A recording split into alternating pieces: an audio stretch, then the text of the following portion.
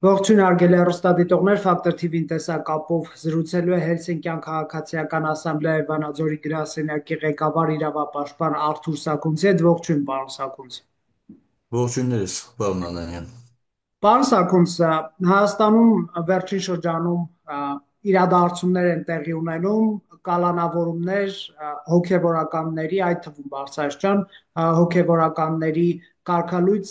անելու դեպք իշխանություններին քննադատություն կաթողիկոսի կողմից, շողակաթին պետական ֆինանսավորումից կամ հանրային հեռարձակողների ցանկից հեռացնելու նախագիծ ազգային ժողովում, որը արդեն իսկ ընդունվեց, սրան գումարենք նաև Միքայել arczepiskopos Աջապայանի դատավճիռը Սամվել Կարապետյանի գործը եւ մյուսների մի շարք հասարակական կազմակերպություններ դատապարտեցին այս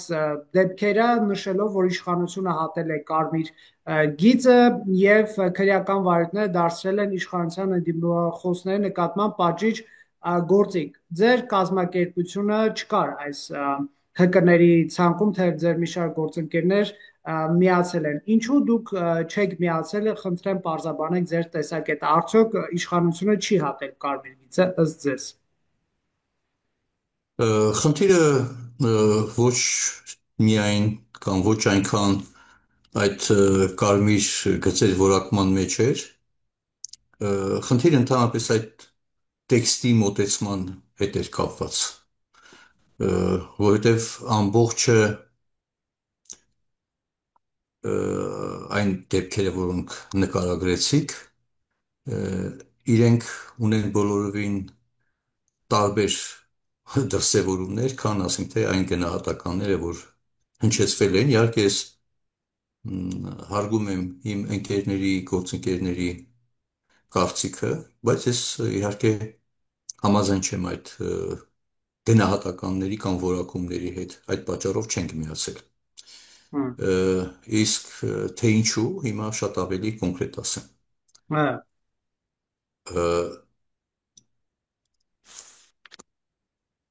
Եկեղեցու եւ պետության հարաբերությունների հարցը իրապես պետք է լուծվի, որովհետև հենց հայ առաքելական եկեղեցին հատկապես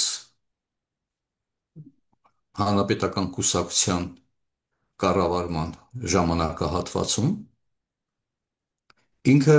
սերտաճվեց պետության հետ, անգամ սահմանադրության մակարդակով։ Եթե դուք համեմատեք 1995 թվականի սահմանադրական տեքստը 2005 թվականին Ռոբերտ Քոչարյանի կառավարման ժամանակ ընդունված 2005 թվականի սահմանադրության տեքստի հետ, ապա կտեսնենք, որ 1995 թվականի սահմանադրության մեջ չէր ամրագրված հայ առաքելական եկեղեցու մասին որևէ դրույթ։ Ձևակերպումը պատմական կարևոր դեր է եւ այլն, որը ես գտնում եմ իհարկե անհիմն եւ ոչ միայն անհիմն, որովհետեւ այդ պատմական դերի հետ կապված բազմաթիվ այլ տեսակետներ կան եւ վերլուծություններ կան եւ հետազոտություններ կան, որ այդ բացառիկ դերը ասածը դրական կոնտեքստով ամենևին էլ չի համապատասխանում այն գործելակերպին, որը դրսևորել է, եւ նույնիսկ կրկնում ես հողում եմ անում պատմաբաններին։ Ավելին, բայց եթե նույնիսկ իդեալական դեր է խաղացել, ապա դա հակասում է աշխարհիկ պետությունը եւ եկեղեցին տարանջատ են, եկեղեցին եւ կրթությունը տարանջատ են այդ սկզբունքներին։ Եվ այս առումով, այո, իշխանությունը փոխանակ խնդիրը ձևակերպի հայեցակարգային, այսինքն ժողովրդավարական պետության եւ աշխարհիկ պետության սկզբունքից, որ պետությունը եւ եկեղեցին պետք է տարանջատել, ինքը կատարում է հատային ինչ-որ գործողություններ, որոնք չունեն որևէ կոնցեպցիա։ Այսինքն, ինչ է նշանակում կաթողիկ։ Ես այս մասին ասել եմ ճիշտ ասած։ հմ, Եվ եթե ձևակերպումը լիներ, որ այո, աշխարհիկ պետության սկզբունքին ուղղված գործողությունները, որոնք իբր թե կատարվում են, հա, կամ այդ գործողությունները ավելի ճիշտ ուղղված չեն ժողովրդավարական պետության վերականգնմանը, ես իհարկե կողմ կլինեի։ Եվ այդ պարագայում այդ գործողությունների համաչափության եւ իրավաչափության հետ կապված հարցեր կան, բայց համարել որպես հետապնդում հայ առաքելական եկեղեցու նկատմամբ դա համաձայն չեմ։ Հա, Եկեղեցին, նույնպես եմ կրկնում, աշխարհիկ պետության սկզբունքից ելնելով պետք է իրավական գործընթացներ, օրինակի համար նույն սահմանադրության մեջ փոփոխության հարցը որպես այդպեսին ձևակերպել որպես քաղաքական մեծամասնություն, հա, դիրքորոշում, հարկային օրենսդրական օրենսդրությամբ եկեղեցու կողմից հարկային պարտավորությունների կատարման հարցը ձևակերպել։ Եվ եթե ը, հայտարարության մեջ միայն կոնկրետ ինչ-որ հատային գործողությունների ներդրվում գնահատական, բայց առաջարկություններ, թե ինչ պետք է արվի, ինչ պահանջներ ենք դնում իշխանության առջև չկա, ապա դա կլինում է բավական կիսատ, եթե չասեմ ոչ ամբողջական։ Սա մեկ հանգամանք։ Ավելին հիմա ես ձեզ կարող եմ կամ հերթորական ոչ թե ձեզ հարց տամ։ Հիմա ը, մեր ձևով շարժումը ուղղված է հայ առաքելական եկեղեցու իրենց պատկերացմամբ պաշտպանությանը, թե իշխանության գալուն։ Հասկանում եք, այսինքն այստեղ նույնիսկ այդ հարցը, որը հիշում եք Սամվել Կարապետյանի հայտնի խոսույթը, չէ, որ մեր ձևով կպաշտպանենք կամ մեր ձևով կանենք եւ այլն, հիմա ինչ է դառնում եկեղեցու պաշտպանության խնդիրը վերափոխվել է իշխանություն վերցնելու խնդիր, չէ, վերջնաշուտ։ Ինչպես ասենք ժամանակին Բագրատ Սրբազան թե Գալստանյան այդ շարժումը Տաշիրը, չէ, Տաշիրից այդ շարժումը, Տաուշից ներողություն, շարժումը սկսվեց, որ իբր սահմանազատման հետ կապված խնդիրներով, հետո ինքը դարձավ այն, ինչ որ պետք է դառնար։ Ավելին, մեր ձևով շարժումը ես չեմ գնահատում որպես իշխանության համար անգամ պայքար։ Հաշվի առնելով նոր շարժում, մեր ձևով շարժման ջատագովին, որը Ռուսաստան, եւ հիմա գիտեք ինչն է դա, շատերն ասում են, թե բանա, ինքը չի թալանել Հայաստանը, եւ հետեւաբար ինչի մասին է խոսքը, ինքը չի թալանել Հայաստանը, բայց ինքը կոռումպացված բռնապետական համակարգի տիպիկ գրողն է։ Ռուսական Դաշնության Պուտինյան շրջապատի օլիգարխ։ Ես սա համարում եմ ոչ թե նոր մեր ձևով շարժումը իշխանության համար պայքարի կոնտեքստում, այլ դա պայքար Հայաստանի Հանրապետության անկախության դեմ, ժողովրդավարության դեմ։ Որտեղ այդ շարժման խոսույթում ժողովրդավարություն, մարդու իրավունք, ինքնիշխանություն, այդ արժեքները գոյություն չունեն եւ չէին էլ կարող գոյություն ունենալ։ Ռուսաստանի Դաշնությունում օլիգարխ մեծահարուստ չասեք, օլիգարխ հենց միլիարդատեր դարձած մարդը առանց կոռումպացված համակարգի մաս լինելու չէր կարող այդ հնարավորությունները ձեռք բերել։ Սա այնքան ակնհայտ եւ հիմա այդ արժեքներով են գալու մեր մոտ, չգիտեմ, իշխանություն իրականացնելու, իհարկե միանշանակ։ Ոչ չի եղնելու մի ձեռքով այնտեղ Ռուսաստանի Դաշնությունում կոռուպցիոն, համակարգային կոռուպցիոն այդ համակարգի մասը լինի,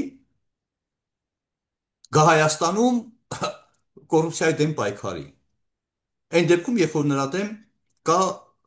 պատժամիջոցներ Սամվել Կարապետյանի նկատմամբ Միացյալ Նահանգների կողմից որպես Պուտինի շրջապատի, հա, շրջապատի կարկառուն ներկայացուցիչներից մեկը դա հայտնի փաստ է։ Այսինքն հիմա եթե գործընկերներս դա դիտարկում են որպես իշխանության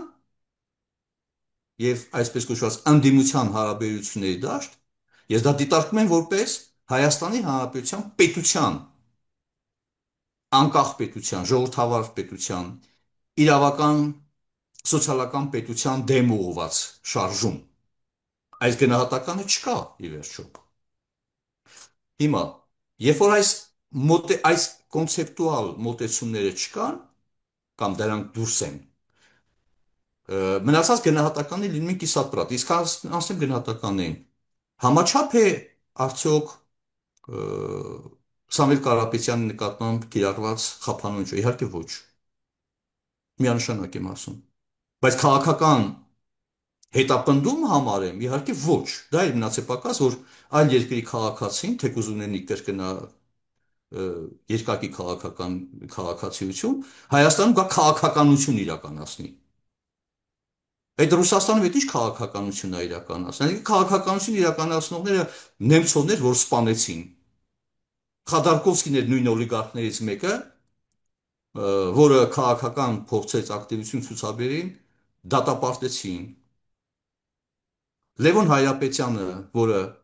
լինելով էլի այդ համակարգում, հա, մեծահարուստ մարդ, թույլ տվեց իրեն ինչ որ ակտիվություն քաղաքական, նույնիսկ քաղաքական այն իմաստով, որ գնահատականներ հնչեցրեց Հայաստանի իշխանությունների հասցեն եւ այնտեղ ուղղակի սպանեցին բանտում։ Դե Այսինքն ասում եք կներեք պարոն Սարգսոն, պարոն Կարապետյան ներողություն, բարերար է, իրավունք ունի։ ներողություն։ Գիտեք, եկեք sense ասենք, եւ մի հատ օրինակ ասեմ։ Դուք չեք բերի մի օրինակ, երբ որ Իսրայելի որևէ քաղաքացի, ասենք, որը միաժամանակ Ռուսաստանի Դաշնության քաղաքացի, ասենք Աբրամովիչը, հա, կամ այս շարքից, իրեն թույլ տա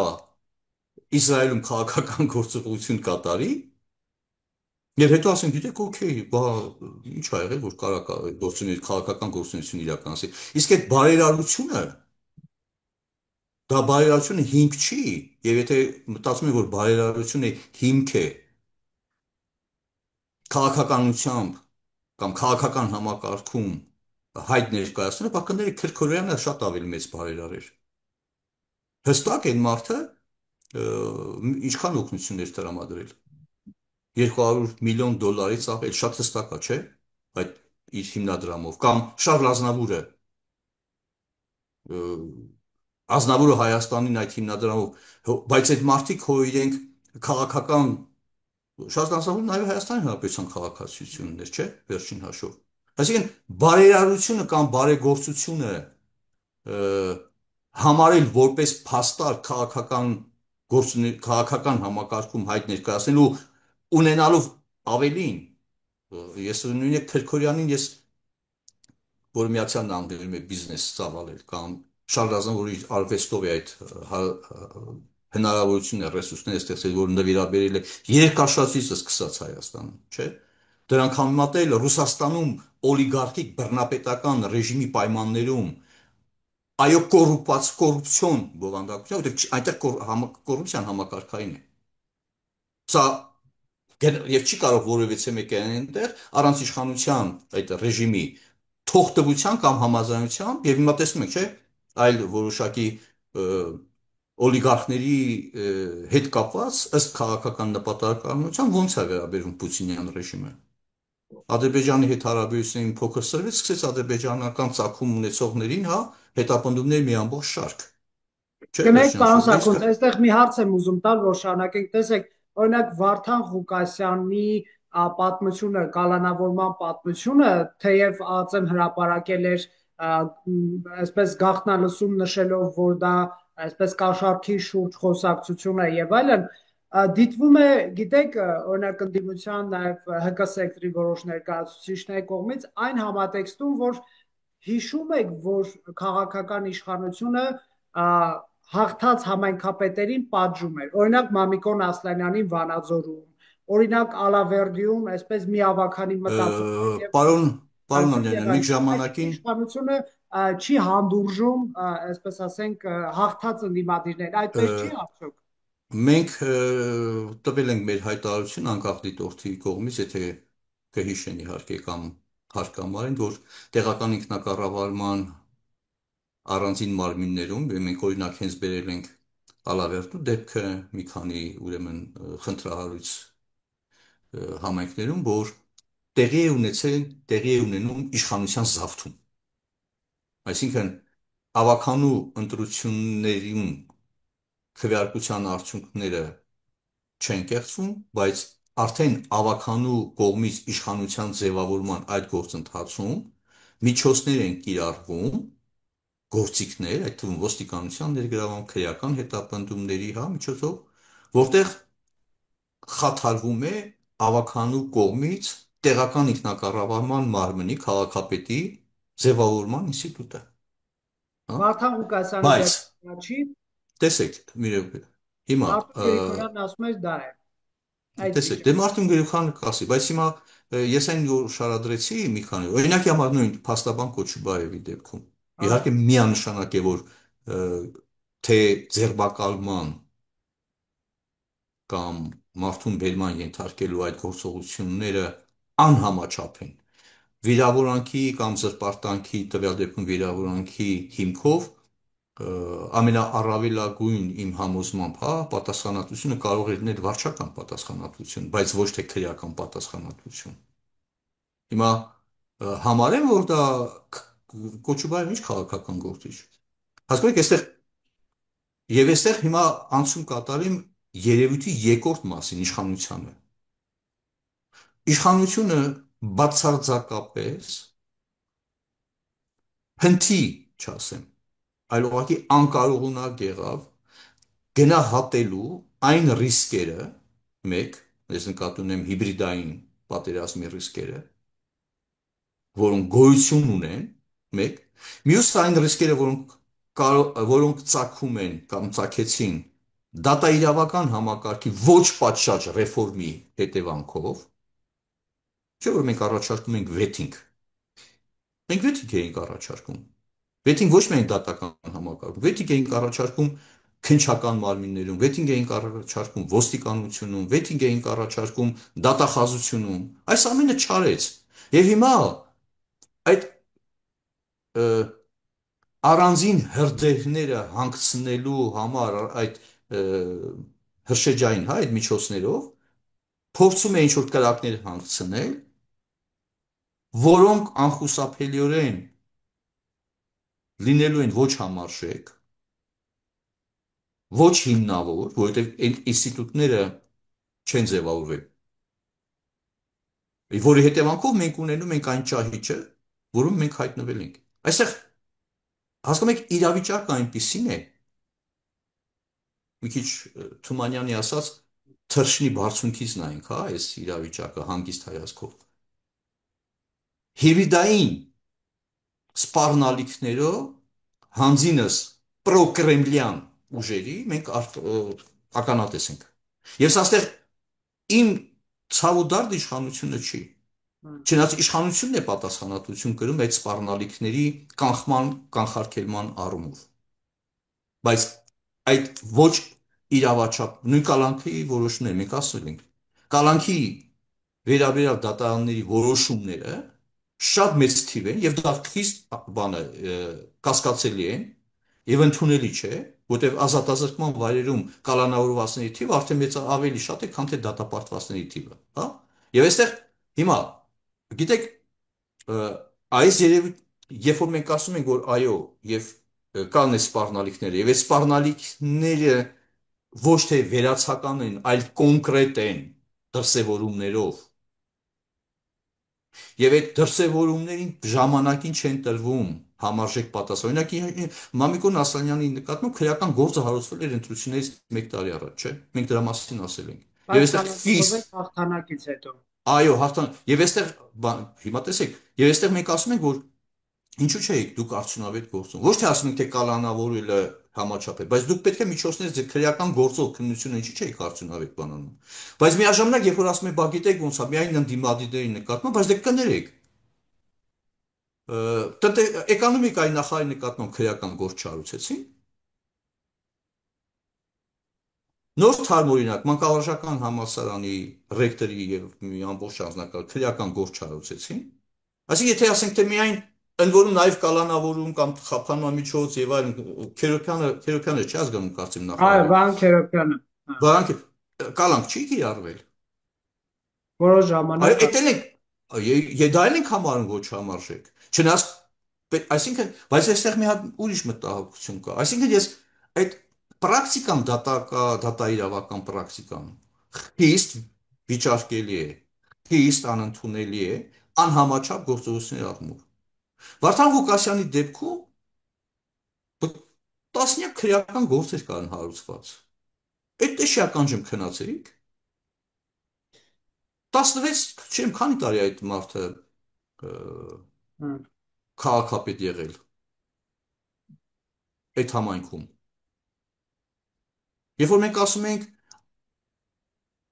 ապօրինի ճանապարհով ձեռք բերված գույքի հետ վերադարձի մասին օրենքի հետ կապված ցուցակագրեք վերջինաշով բոլոր մարզերում տեղյակ են մարդիկ, չէ՞, դե որոնք են եղել ոչ միայն համազգային, այլ նաև տեղական օլիգարխները, չէ՞։ Մատով ցույց կտային, չէ՞, այդ օբյեկտները։ Ցուցակագրեք եւ այդ մեծ քնչական խումբ կազմեք, սկսեք զբաղվել ժամանակին։ Չի ստացվում, որ հենց ընդդիմադիր համայնքապետը հաղթեց, նրան կալանավորեցին։ Վերջնական չոր արդյունքը դա չի, Վանաձորի այսպես սխեման կիրառել Գյումրիի նկատմամբ, երբ որ անգլուխ կմնա այդ քաղաքը, ընդդիմադիր քաղաքապետ չի ունենա։ Գիտեք, եկեք ցեզ մի բան ասեմ, ես հակված չեմ եւ չեմ կարող հաշտվել բովանդակային առումով, որ կրիմինալ համակարգային կոռուպցիոն, կրիմինալ խոսվածքով, լավ, խոսույթով, ասենց ասեմ, եւ համակարգային կոռուպցիայի կարկառուն ներկայացուցիչներին ես որակեմ որպես քաղաքական գործիչներ ու նրանց նկատմամբ իրավական գործընթացներին տամ որակում որպես քաղաքական հետապնդում։ Կարող եմ ասել, որ այդ իրավական գործընթացները համաչափ չեն, իրավաչափ չեն, մարդու իրավունքների խախտումներ կան, այո կան, բայց դա համարեն որպես քաղաքական հետապնդում, դե կներեք։ Մարդը օրը ցերեկով կա, մենք հաղորդում ենք տվել Վարդան Ղուկասյանի դեմ, խոսքը վերաբերում է այն հայտնի իր խոսույթը, որ դա փորձ կենան բան անեն, եկեղեցում չգիտեմ, նշանները կանեն, թե ինչ որ Նույնասեռական անձանց ուղղված այո, հայտարարություն։ LGBT որպես ատելության ու կսպանեմ, ասել է հայտարարում ա, որ կսպանեմ, չէ՞, կգնդակահարեմ, թե ինչ կանեմ, այդ ձևի։ Բա ինչի՞ չէ, մենք հաղորդում ենք տվել, որտեղ դա սպառնալիք է, չէ՞։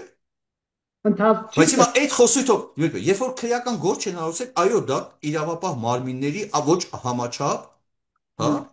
ոչ օրինաչափ գործողություն։ Դրա մասին չեն խոսում։ Արյուն հեղելու վերաբերյալ խոսույթը, ատելության խոսքը, իշխանության զավթման, այդ հիշում եք 30 քանի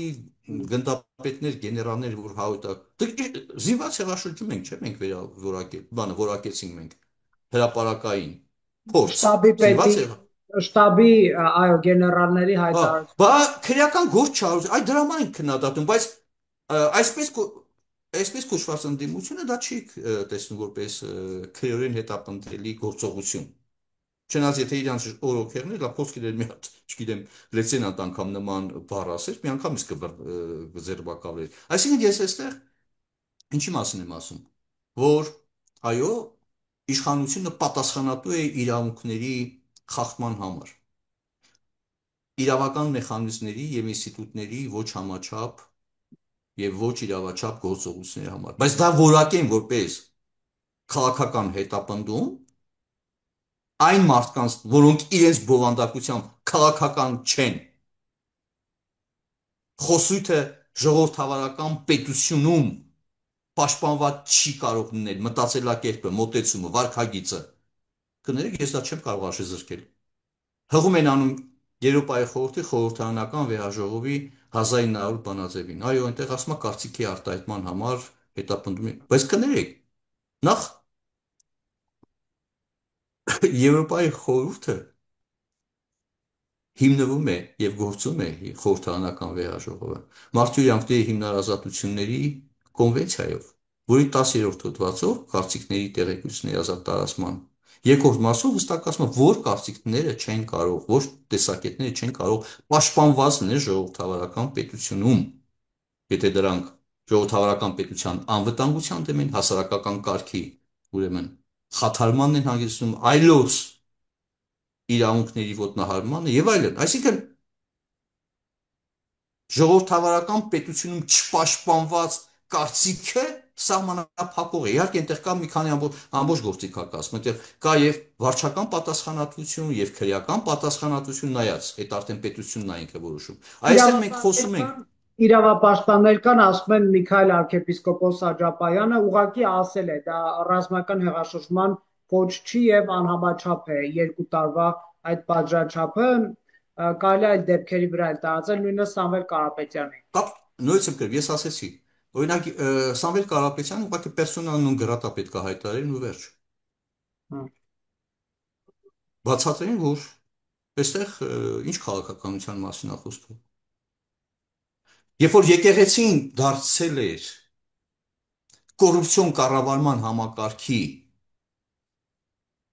սահմանադրությամբ եւ օրենսդրությամբ այդ կարգավիճակում քաղաքական համակարգի նույնպես եմ կրկնում բաղկացուցիչ մասը։ Փոխանակ ես խնդիր է լուծել։ Այո,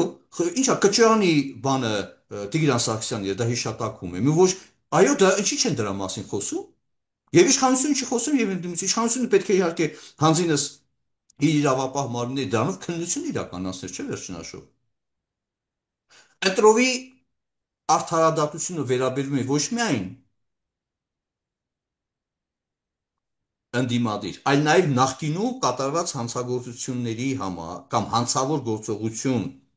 ենթադրող գործողություն կամ քրեական հետապնդման ենթակա գործողություններին, դա էլ կա ընտրողական մոտեցում։ Մարտի 1-ով միայն որ 10 սպանվածների մասին չի խոսքը, բա հազարավոր կամ հարյուրավոր մարդիկ, որ ոչ միայն մարտի 1-ով ի դեպ ասեմ, սա ամբողջ ուշադրություն դրա վրա դարձվեց։ Բա բանը 2013-14 թվականների ազատազրկումները 2013 թվականին միջնախագահական ու պարլամենտական, բայց հատկապես նախագահական ընտրությունների նախորդող ու հաջորդող ժամանակահատվածում եղել են հետապորյունություն։ Դրանք այդ զանգվածային խախտումները մարդու իրան պատասխանատվություն կրեցին, բան չի չեն ասում, որ այդտեղ ընտրողական մոտեցում կա։ Այո, ընտրողական մոտեցում կա, ինչի՞ մի այս դժվարներին բաժանում երկու խմբի։ Ինչու է այդ միտուժասները պետք է ենթադրենք նրանց իրավունքների խախտման հետ կապված դու գործողություն կատարես, այս մյուսները, որոնք փառք Աստծո ողջ են մնացել, նրանց խախտված իրավունքներ չպետք է զբաղվես։ Այսինքն այստեղ ընտրողական արդարադատությունը ուղղակի համակարգային բնույթ ունի։ Եվ այստեղ մեջին առանձնացնել, որտեղ բանը միայն այսպես կոչված ընդդիմադիր, նախ դա չի հիմնավոր, որտեղ նույն ընտրողականը կա նաև իշխանության ներկայացուցիչների նկատմամբ, եթե դու Վահան Թերոփյանի նկատմամբ քրեական գործ ես հարուցում, ապա անիֆի գործով քրեական հետապնդումը արդյունքներ չկա, որից է պատասխանատու չկա։ Ինչի մասին է խոսքը։ Կներեք, բանը 2 տոննա հերոին են, կոկային են անցկացնում սահմանով, թմրամիջոց։ Արգրավում են Երևանի ներսում։ Ու մի հատ պաշտոնատար անց չկա, չէ՞ վերջնաշով։ Ընտրովի արդարադատությունը, այո, չնայած առանձին փոքր քանակներով թմրամիջոցներ արգրավման հետ կապված ունենք տվյալներ, չէ՞, հրապարակում են։ Այդտեղ էլ չի ընտրողական մոտեցում։ Բան չի չեն սրա մասին ասում։ Այսինքն այստեղ ընտրողական արդարադատությունը ոչ թե միայն քաղաքական ընդդիմադիր այս համանությունից եմ կրկնում, շատ մեծ վերապահում պետք է համարեմ համակարգային կոռուպցիայի եւ մեր աչքի առաջ, հա, կառավարման համար կրթությունը ոչնչացրած։ Գիտեք, ես ասեմ, այսօր ԿՊ-ի շատ ներկայացուցիչներ հենց այդ ԿՊ-ի կրթական համակարգի արդյունքներն են, չէ՞ վերջին հաշվով։ Իրանք իրենց կրթական համակարգի ապրանքների հետ են առերեսվում։ Կներեք, այդպես չի։ Բոլորս աչքի առաջ ա եղել։ Այո, իշխանությունը պատասխանատու եւ պետական ինստիտուտները իրավապահ համակարգը չդարձրեց արդյունավետ ժողովրդավարական եւ իրավական պետության չափանիշներին համապատասխան։ Այո, այստեղ որ եւ չարեց այն անցումային արդարադատության մասին խոսում ենք ու խոսելու ենք, չանելու հետևանքով բազմիցս եմ ասել, բա ո՞նց է իրանց գալու են քաղաքացին, որին ոստիկանության բաժնում քացուտակ են գցել, հիմա մտնի այդ ոստիկանության բաժին 2018 թվականից, ու տեսնի նույն ոստիկանը ծառայում է այդտեղ, խոսել ենք չէ դրա մասին, կամ Մնացական Մարտիրոսյան անունն ենք տվել, էլ մի քանի դատավորներ, հա, ինչ է կարել։ Այսինքն այստեղ մենք պահանջը իշխանությունների նկատմամբ այն է, որ վերականգնվի պետական ինստիտուտների ուրեմն ոչ միայն վստահությունը հանրային, այլ բարեփոխեն այնպես, որպեսզի համապատասխանի այն մարտահրավերներին, որը կա։ Եվ այստեղ իշխանության պատասխանատվությունն է, որ այդ սպառնալիքները նորից եմ կրկնում, շատ ուշ գլխի ընկան։ 23 թվականի կեսից գլխի ընկան, որ Կրեմլը Հայաստանի Հանրապետության դաշնակիցը չի։ Ընդհակառակը։ Հիշում եք, 19 թվականին այլ մոտեցում կար, չէ՞, իբր Ռուսաստանը, չգիտեմ, Բելարուսը, ՀԱՊԿ, նույնիսկ 20 թվականին Ղազախստանյան դեպքերով ՀԱՊԿ-ի մեջ նախագահ որպես երկիր մեր ստորաբաժանում ուղարկվեց Ղազախստան։ Այն ժամանակը հետո սառեցին, բայց չի չէի սառեցնում 2019-ին անմիջապես։ Կներեք, այս հարցերը, հասկանում եք, այս հարցերը սա չի հանդիսանում քննարկման առարկա։ Չի հանդիսանում նույն, այո, քաղաքական, եթե գար, լավ ենթադրենք, ինչ որ մեկը ասեր, թե քաղաքական դաշտում շատ քիչ դերակատարներ կան, որ ասեն, թե գիտեք, Հայաստանի ժողովրդավարական անկախ պետության, իրավական պետության, սոցիալական պետության, ուրեմն երաշխիք է հանդիսանում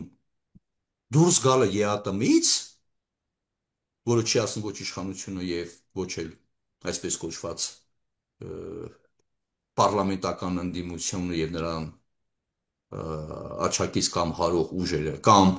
երաշխիք պետք է լինի նաեւ ՀԱՊԿ-ից, ընդհանրապես ոչ միայն սառեցում են դուրս գալը ԱՊՀ-ից, չեն խոսում դրա մասին։ Մնացածը դուրս է գալիս, այո, թվում է թե իշխանության համար պայքար, բայց իրապես այսպես կոչված շարժումները բովանդակային առումով դրանք ուղղված են Հայաստանի Հանրապետության պետության դեմ։ Եվ այստեղ իշխանությունը պատասխանատվություն ունի, երբ որ այդ հիբրիդային սպառնալիքների դիմագրավումը իրականացնում է